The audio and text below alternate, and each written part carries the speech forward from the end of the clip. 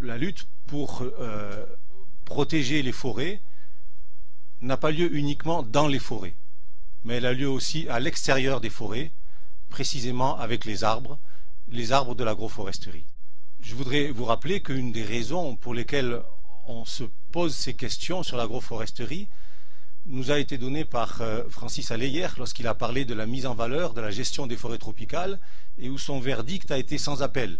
On ne sait pas entretenir et cultiver les forêts tropicales humides. On ne sait pas faire. On a essayé depuis longtemps, on n'y arrive pas. C'est échec sur échec. Et donc l'agroforesterie est vraiment une alternative permettant d'essayer de trouver une réponse à cet échec. On estime qu'il y a environ, dans les zones tropicales, quelque chose autour de 40 000 espèces d'arbres, peut-être 50 000, on ne sait pas très bien exactement, ça dépend d'abord comment on définit les arbres, si on prend les tout petits ou si on prend que les grands, et puis il y a des espèces qui sont les mêmes sur les différents continents, peu importe. Quelques dizaines de milliers d'arbres tropicaux sont connus. À titre de comparaison, au passage, je vous rappelle que la flore forestière de France, c'est un peu plus d'une centaine d'espèces. Donc vous voyez à quelle échelle nous nous situons. Et bien sur ces, disons, 40 000 espèces d'arbres tropicaux, la foresterie tropicale de plantation, les plantations d'arbres, comme il en a beaucoup dans cette région ici, est basée essentiellement sur deux arbres, avec plusieurs espèces. Ces deux arbres, ce sont soit des pins, soit des eucalyptus. On peut rajouter à ça une poignée ou quelques poignées d'espèces supplémentaires sur lesquelles des essais de plantation forestière ont été faits. On va arriver peut-être à quelques dizaines, voire une centaine d'espèces d'arbres tropicaux qui ont été testés et qu'on a réussi à faire pousser en plantation forestière.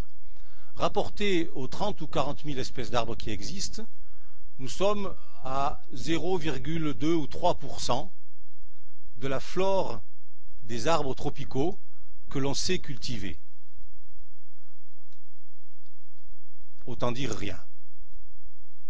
Et ça, c'est le problème, c'est un problème important et c'est l'un des problèmes que l'agroforesterie essaie de résoudre. Un chercheur en agroforesterie que j'ai côtoyé il y a quelques années disait que, vu ce constat accablant sur le faible nombre d'arbres tropicaux que l'on sait cultiver, l'humanité en est aujourd'hui, avec les arbres tropicaux, au point où elle en était, au stade où elle en était avec les cultures annuelles, au début de l'histoire de l'agriculture, il y a 5 ou 10 000 ans. Donc en gros, avec les arbres tropicaux, on commence à peine à les cultiver, à les mettre en valeur dans un contexte de plantation, quel qu'il soit. Malgré ce constat accablant sur le peu d'arbres qui sont utilisés dans les zones tropicales, il y a des gens qui depuis longtemps plantent, protègent ou entretiennent des arbres dans les zones tropicales. Et des calculs ont été faits pour essayer de voir combien d'arbres étaient régulièrement, existaient du moins, étaient à l'état de production dans les zones tropicales. Et pour faire ça, on a comparé les arbres des plantations forestières, je dis bien des plantations forestières, pas des forêts naturelles, et les arbres plantés ou entretenus dans les champs ou dans les zones des agriculteurs, des zones tropicales. Eh bien, on arrive à deux chiffres intéressants aussi. Par exemple, en Chine, on trouve 1,8 milliard d'arbres plantés dans des zones agricoles et on trouve 0,95, disons 1 milliard d'arbres plantés par les forestiers dans les plantations forestières. En d'autres termes, il y a plus d'arbres des agriculteurs en Chine qu'il n'y a d'arbres des forestiers. Même chose si vous prenez le Vietnam par exemple, on trouve au Vietnam 15 fois plus d'arbres plantés dans les exploitations agricoles que dans les plantations forestières. Au Sri Lanka, même chose, 75% du bois produit, du bois d'œuvre produit, 80% du bois de feu produit, et au Bangladesh, 95%, quasiment tout le bois d'œuvre produit, ne vient pas des plantations forestières, mais vient des exploitations agricoles.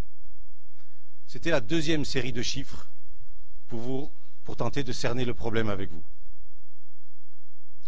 Troisième série de chiffres, ce sont des calculs qui ont été faits pour essayer d'évaluer ce que représente la surface agricole dont je viens de parler, sur laquelle se trouvent ces arbres, qui ne sont pas les arbres des plantations forestières ou les arbres des forêts, mais qui sont donc, vous l'aurez deviné, au fur et à mesure que j'avance dans mon explication, les arbres de l'agroforesterie ou les arbres des agriculteurs. Eh bien, on estime que la surface agricole mondiale est d'environ 22 millions de kilomètres carrés, 2200 millions d'hectares, pour ceux qui voient mieux les hectares. Sur cette surface de 22 millions de kilomètres carrés,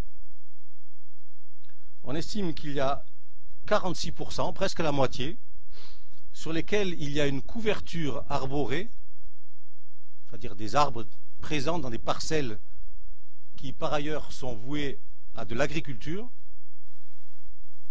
46% donc, sur lesquels la couverture arborée est de l'ordre de 10%.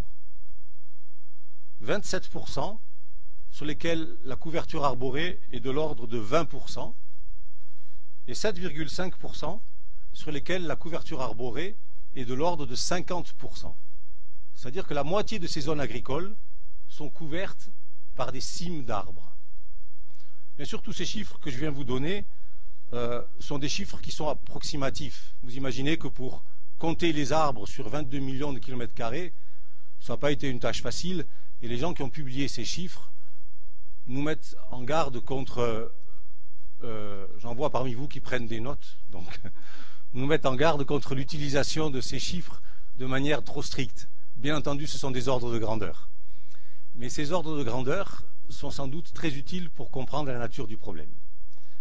Donc on va passer quelques minutes à regarder quelques photos. Rassurez-vous, une petite douzaine de photos, pas davantage, avec des exemples d'agroforesterie pour essayer de vous montrer comment, en réalité, ces arbres, que j'aime bien moi-même appeler les arbres des champs, on dit parfois les arbres des agroforêts pour une partie de l'agroforesterie, ou les arbres hors forêt, tous ceux qui ne poussent pas dans les forêts mais qui poussent à l'extérieur des forêts, pour vous montrer les diverses dispositions spatiales dans lesquelles on peut faire pousser ces arbres et comment on peut les intégrer aux autres activités des exploitations agricoles ou des zones forestières dans lesquelles on peut les favoriser.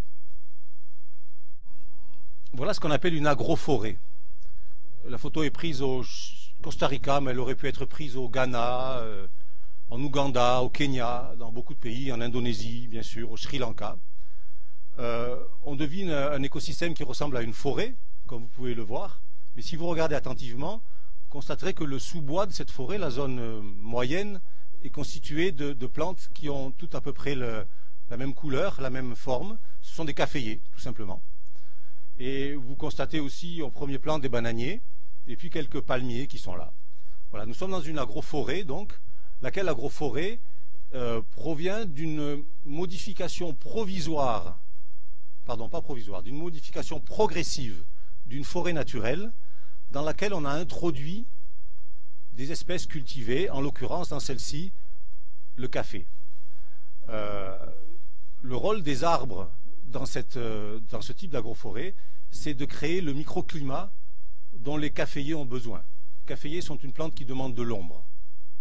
Et donc, cette ombre pas complète, vous voyez, la canopée est un petit peu ouverte, hein, cette ombre semi-dense des arbres permet aux caféiers de vivre dans un environnement qui est idéal.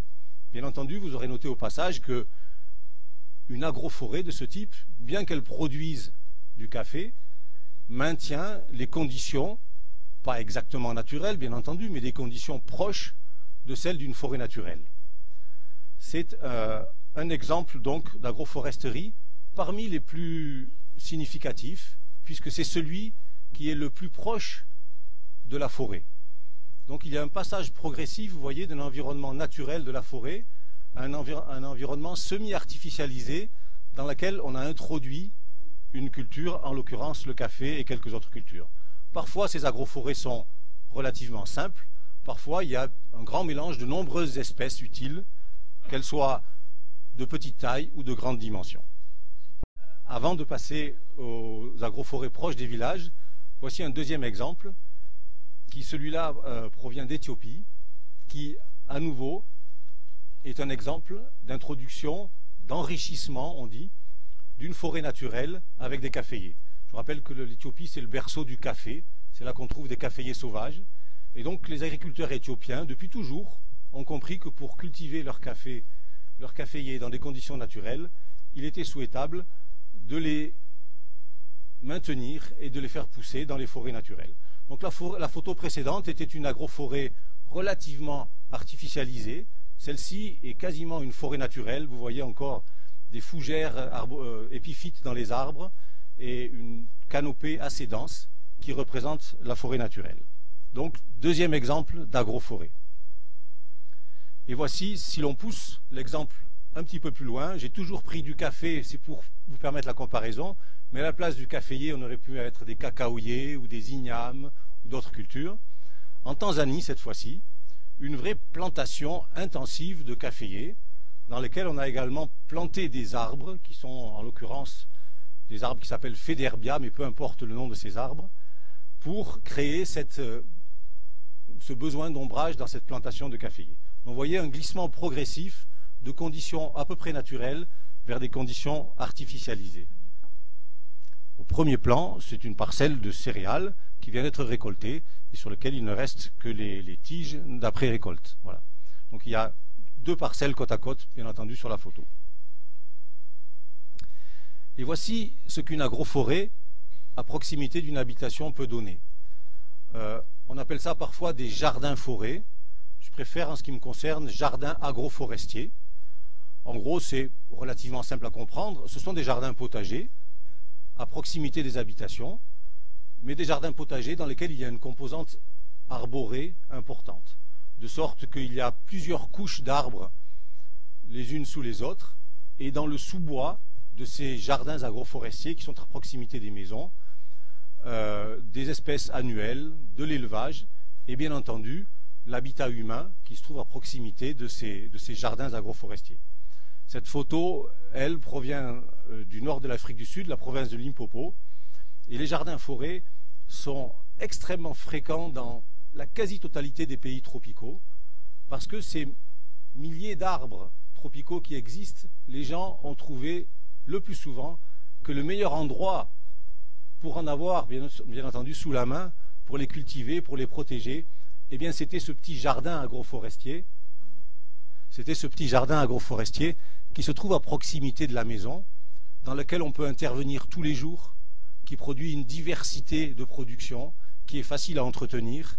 Et donc on trouve dans ces jardins agroforestiers une richesse en espèces absolument incroyable. Plusieurs centaines d'espèces annuelles et arborées dans les jardins agroforestiers de Java par exemple ou du Mexique. Et Haïti, il n'y a pas que de la désolation et des maisons détruites par un tremblement de terre. Il y a bien entendu des paysages déforestés, vous les voyez dans le lointain sur la photo. Mais le premier plan de cette photo est un exemple dans lequel il y a divers exemples d'agroforesterie. Vous devinez des haies qui entourent un certain nombre de champs.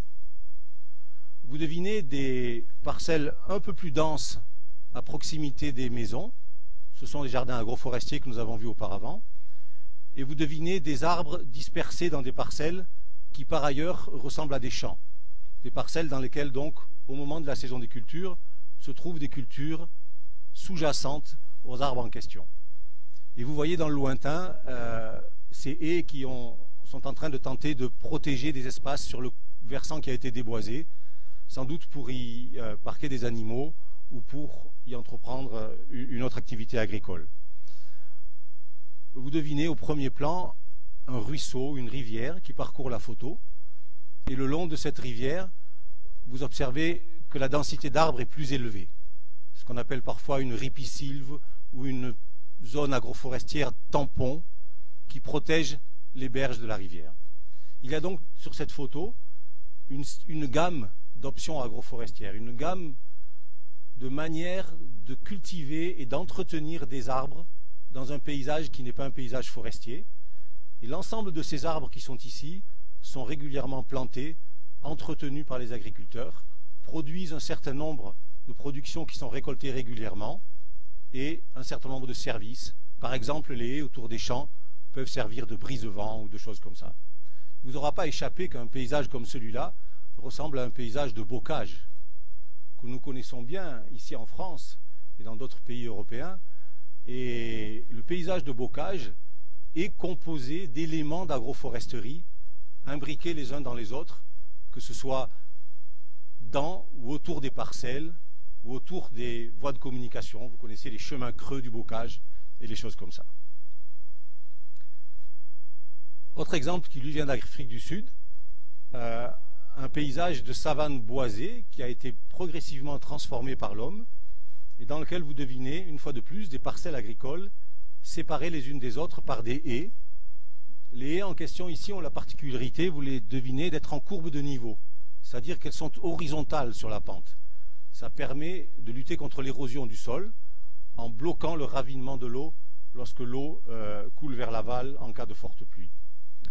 L'arrière-plan de ce paysage est un paysage de savane boisée, que vous devinez, dans lequel des activités d'élevage sont pratiquées. Et toujours en Afrique du Sud, un exemple d'agroforesterie appliquée à une activité agricole beaucoup plus intensive que sur la photo précédente. Il s'agit de plantations d'agrumes. Les taches vert clair que vous voyez, ce sont des citronniers. Et ces plantations de citronniers se trouvent dans une vallée très ventée. Donc tout simplement, les alentours des parcelles sont bordés de brise-vent. Ce sont des brise-vent d'un arbre qui s'appelle l'eucalyptus, Casuarina. Mais peu importe, une fois de plus, le nom de l'arbre, on peut imaginer beaucoup d'espèces pour remplir ce rôle-là. Et donc dans ce cas-là, les arbres sont plantés autour des parcelles pour jouer l'effet de brise-vent. Et toute la gamme des brise-vent que l'on trouve, c'est bien connu en France également, bien entendu, par exemple dans la vallée du Rhône ou ailleurs, font partie de ces arbres qui sont à proximité ou en intégration avec des cultures agricoles et qui donc appartiennent au domaine de l'agroforesterie.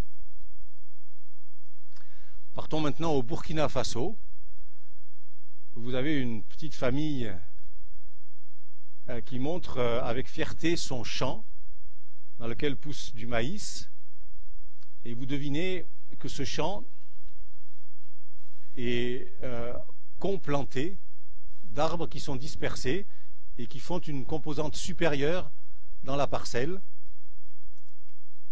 de manière à ne pas recouvrir complètement la parcelle, mais à provoquer une modification partielle des conditions microclimatiques de la zone, notamment modifier la dynamique du vent, bien que ce ne soit pas vraiment des brises-vent, améliorer dans certains cas la fertilité du sol. Ça dépend des arbres qu'on met, mais certains arbres contribuent à la fertilité du sol. Et bien entendu, ces arbres qui sont dans ces cas-là sont toujours des arbres qui ont une production, quelle qu'elle soit. Ce sont parfois des fruits, ce sont parfois des feuilles que l'on récolte pour les animaux ou pour l'alimentation humaine.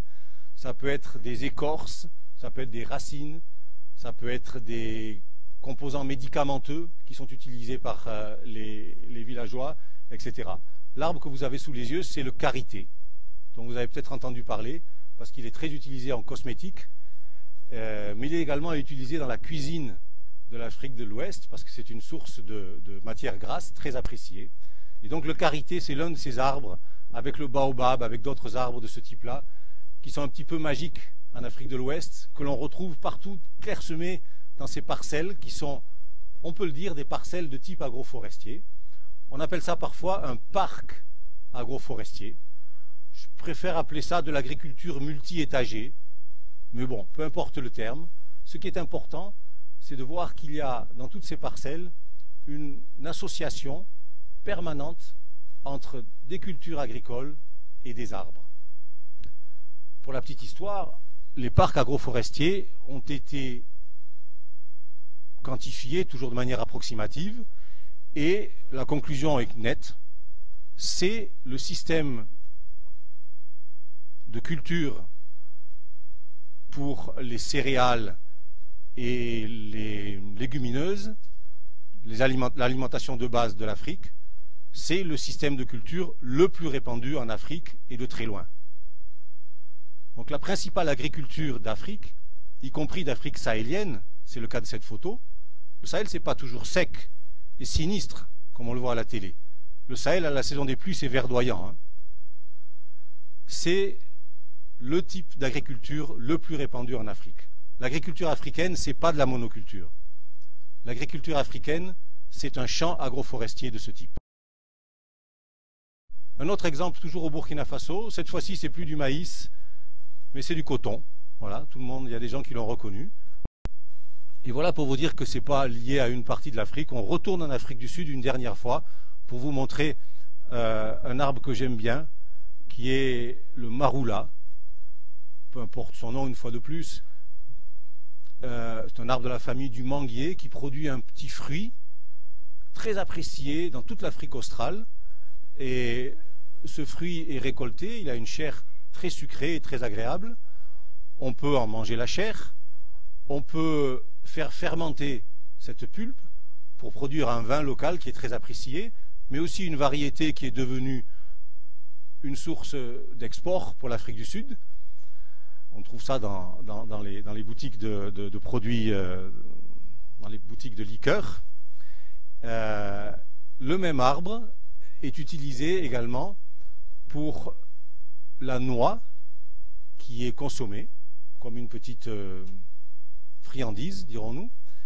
Et ensuite, toujours ce même arbre est utilisé pour des raisons médicamenteuses, son écorce et ses feuilles ayant des propriétés pour traiter certaines maladies. Donc, vous voyez une fois de plus différentes raisons de conserver ces arbres en milieu agricole. Vous allez me dire, il n'y en a pas beaucoup, c'est vrai, il n'y en a pas beaucoup. Ça dépend des endroits où on se trouve. Je le répète, ce n'est pas une couverture complète des parcelles agricoles, mais ce sont souvent comme ça des arbres dispersés dans les parcelles. Et si vous regardez bien l'ensemble de ce paysage, vous trouvez qu'il y a des maisons dispersées un petit peu partout et qu'il y a entre les champs des zones un petit peu plus boisées. C'est la savane boisée de l'Afrique australe. Et dans cette savane boisée, c'est là que l'on assure les activités d'élevage. Et la densité de population humaine et animale est telle que les zones qui sont autour des champs restent semi-boisées de manière à peu près permanente, parfois en rotation avec les parcelles cultivées, de sorte que ce qui se crée, c'est un paysage qu'on appelle un paysage en mosaïque. J'insiste sur ce mot parce que la mosaïque de parcelles les unes à côté des autres est l'une des raisons d'être de l'agroforesterie. Arriver à associer côte à côte des champs qui ne sont pas tous les mêmes, mais des champs ou des zones boisées ou semi-boisées qui ont différents objectifs. Alors l'agroforesterie, dernière composante, ça peut aussi être une application dans le domaine de l'élevage. L'alimentation des girafes, c'est essentiellement ce qu'on appelle le brou. Le brou, c'est un peu un terme étrange parce qu'on dit qu'une vache broute même si elle mange de l'herbe. Mais en réalité, le brou, c'est le fourrage des arbres à l'origine. Donc une girafe broute, mais elle broute réellement, c'est-à-dire qu'elle broute du brou, essentiellement. Les girafes, ça mange peu de plantes herbacées. Donc vous voyez cette girafe, elle est en train de se nourrir sur des pousses d'acacia. La photo est prise au Niger. Et vous me direz, rien d'exceptionnel, la savane du Niger avec des acacias par-ci par-là, et puis une girafe qui est en train de manger ça. Mais regardez bien au sol, sur la photo. Et vous verrez que le sol, j'espère que la photo est assez nette, des tiges. Et ces tiges sont en réalité des résidus de récolte. Donc nous ne sommes pas dans la savane boisée. Nous sommes dans un champ. Nous sommes dans un champ qui a été cultivé avec du mil, vraisemblablement, qui vient d'être récolté. Et ce que vous voyez au sol, ce sont les résidus de la récolte, les tiges de mil qui sont restées au sol. Et lorsque le mil n'est plus là, eh bien c'est le moment où les agriculteurs laissent venir les girafes qui vont venir s'alimenter sur ces arbres-là, éventuellement, pas elles toutes seules, parce qu'il y a d'autres animaux, vous pensez bien qu'il n'y a pas que les girafes, contribuer à améliorer la fertilité du sol, et ainsi à faire fonctionner une fois de plus un exemple d'agroforesterie, c'est-à-dire des arbres qui sont dans un milieu agricole et qui contribuent à la dynamique de cet écosystème cultivé. Alors, ça peut être des girafes, mais ça peut être aussi de l'élevage qui est plus familier, notamment pour cette région du monde, des bovins, bien entendu, qui sont ici, une fois de plus, en train de pâturer dans une zone qui était un champ lors de la saison des pluies. Vous voyez à nouveau les tiges de la récolte de céréales qui sont toujours présentes au sol.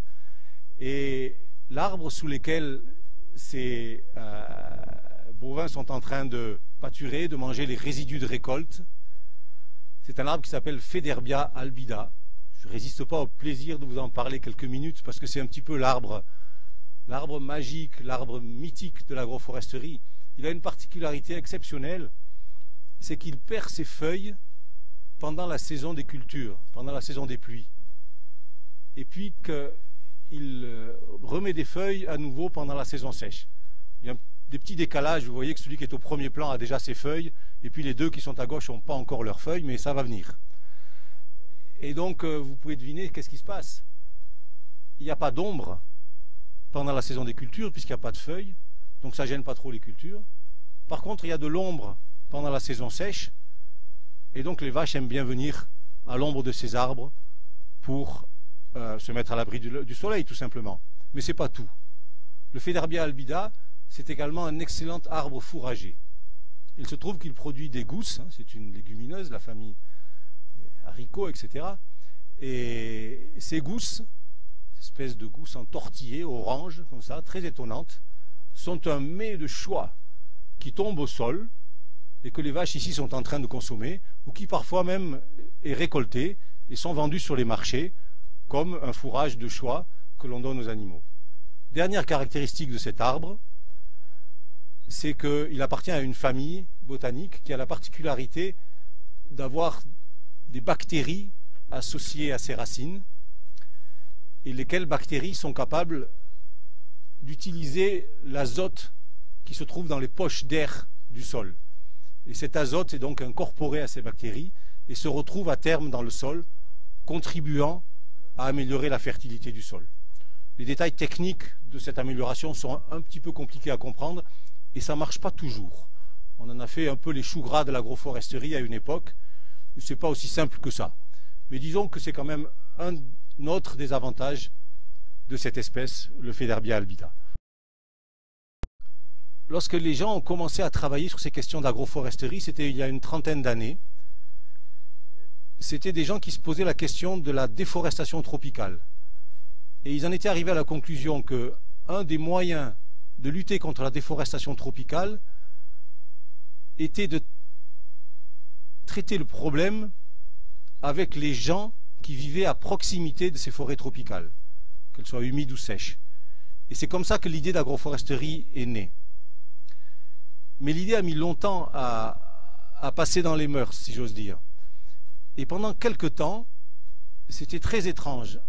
On savait qu'il y avait un potentiel agroforestier, que l'agroforesterie existait dans des contextes agricoles des pays tropicaux, et de nombreuses études qui ont été faites dans ces exploitations agricoles décrivaient uniquement des cultures et des animaux. On voyait du maïs, on voyait du mil, on voyait des haricots, on voyait des vaches, on voyait des moutons. Et les gens qui décrivaient ces exploitations agricoles ne mentionnaient jamais les arbres. C'était un petit peu comme si les arbres étaient devenus invisibles. Et ce simple fait montre que l'idée d'agroforesterie, qui est somme toute assez originale, parce que si vous avez bien compris, il s'agit de mélanger, de mettre un peu le fouillis dans les parcelles agricoles. Cette idée d'agroforesterie n'était pas très bien acceptée par beaucoup de gens, notamment par tous les agronomes formés à l'école conventionnelle de la monoculture. Et donc, tous ces agronomes, lorsqu'ils allaient dans ces exploitations agricoles, devenaient en partie aveugles. Ils ne voyaient pas les arbres. Et il a fallu donc 2 ou 3 dizaines d'années de recherche en agroforesterie pour essayer de convaincre tous ces gens-là qu'en réalité, les arbres, et j'espère que les photos que je vous ai montrées vous ont convaincu, les arbres peuvent jouer un rôle très important dans les exploitations agricoles.